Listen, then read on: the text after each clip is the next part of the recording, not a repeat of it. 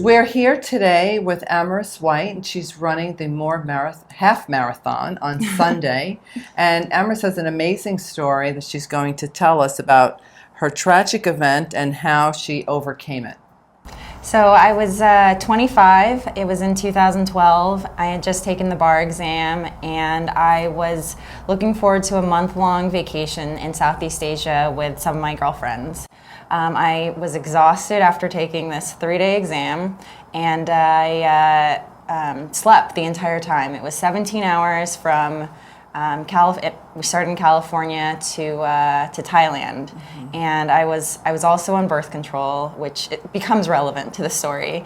And I slept the whole way, and then about 3 weeks later, just out of nowhere, I could suddenly no longer walk. My leg was hard, it was swollen, my left leg was red, it was this dark, kind of sickly looking color, and I had no idea what was going on. I thought. Did you feel were there any other symptoms? Were you feeling run down, tired, lethargic, I had some lower back pain from maybe the week before, so I thought that, you know, you're paying $5 a night for sleeping in hostels, you kind of get what you pay for. Of course you're going to be in some amount of pain. Okay. And so it didn't kind of click, you know, that I could possibly have deep vein thrombosis, which is blood clots.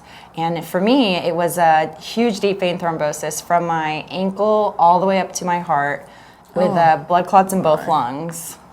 So deep vein thrombosis, or DVT, is basically a blood clot that happens in the deep veins of the body. Most frequently, it's in the leg. It can happen in the arms as well. It's just often very, very small, few blood cells start gathering and creates a clot. And so the blood has trouble flowing back up to the heart. What can be very dangerous is if a small piece of that clot breaks off, goes to the lungs, and if it blocks off a huge chunk of the lungs, you know, you can just die, drop dead immediately. All of a sudden, out of nowhere, I could no longer walk. My left leg was bigger than the other. It was hugely swollen. It was rock hard. It was reddish, darkish, bluish color. My foot was turning blue from lack of oxygen. And since I was abroad, I had to go to multiple hospitals to figure out what was wrong.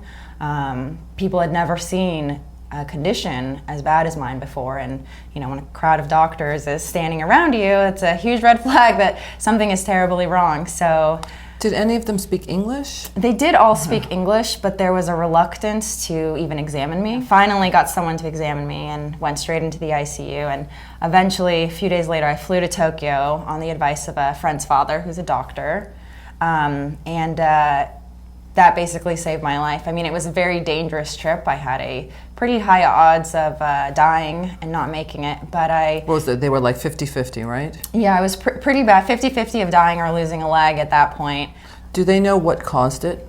Multiple things. So the sleeping on a long plane flight was dangerous, first of all. And I was on birth control, and any type of estrogen, whether you're pregnant, you're on any kind of birth control, taking hormones, anything like that, increases your chances of getting blood clots. I also have a blood condition that's actually fairly common in Caucasians. 5%, so 1 in 20 Caucasians have this condition, and there are many other genetic conditions that increase your ability to clot. But even the pill and sleeping on a flight alone would have been enough.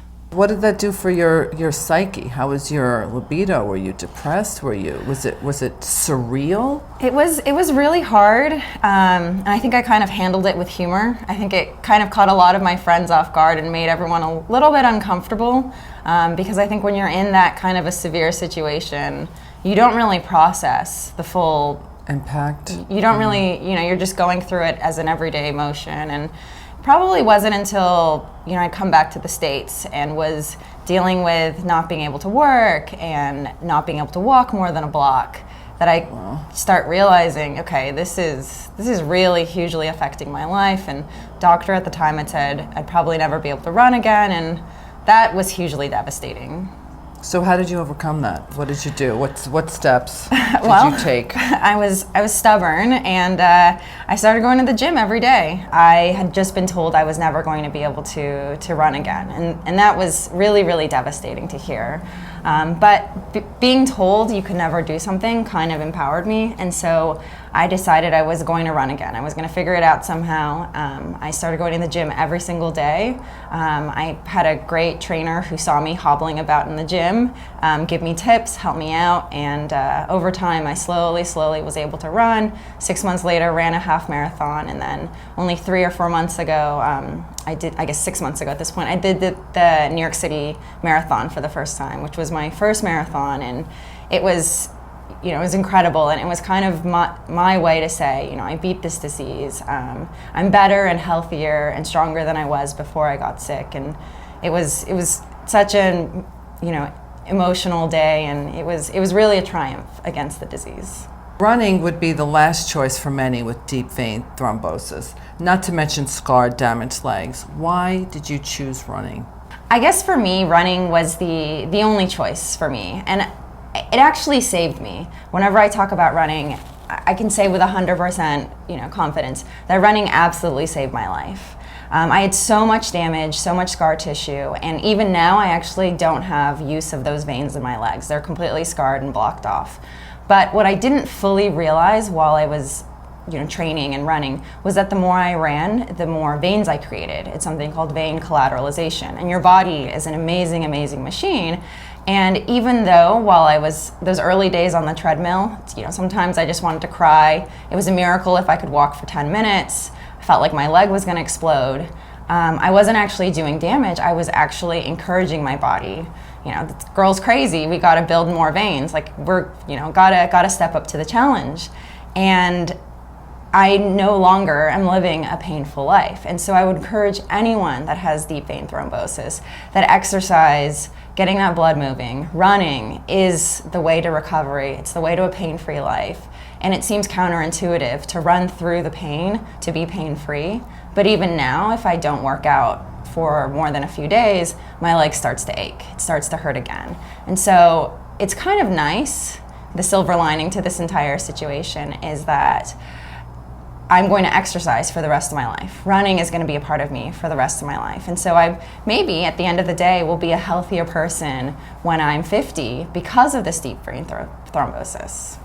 So what's next for you? I think for me, the goal in 2015 is I really, really want to get the sub 2 hour half marathon. I've gotten so close. It was a goal before I got sick, and I've improved upon my pre-DVT time by so much. And I'm currently just a little over a minute away. So that is the goal, and I really hope to get that this year. I love your earrings. They say yes. What does that mean? Yes to life, or? Yes to everything. I actually wore these earrings for this interview on purpose. I knew it. Just because it's kind of a positive message, and if I'm ever getting down about anything, just yes to life, and embrace life, and enjoy it, and make the best of it. Go one day at a time, rely on your friends and family. For me, that was huge, having the support of other people. But just never give up. If you do it one day at a time, you will see improvement, and over the long term, you'll be so much happier for it. So would you say then that this event that happened to you rewired you in a way that normally would not have occurred had it not happened? Definitely. I would definitely say it rewired me. It was, it kind of put things into perspective, makes you realize what's really important in life. It makes you really value yourself and see what you're made of. And it was, in some ways, the worst thing that's ever happened to me, but also maybe even the best thing that's happened to me. That's great. Yep. Thank you so much. It's wonderful. So we hope that, this interview will help to bring awareness and build community support and, love for all. So thank you so much for taking the time to be here with us today. Absolutely.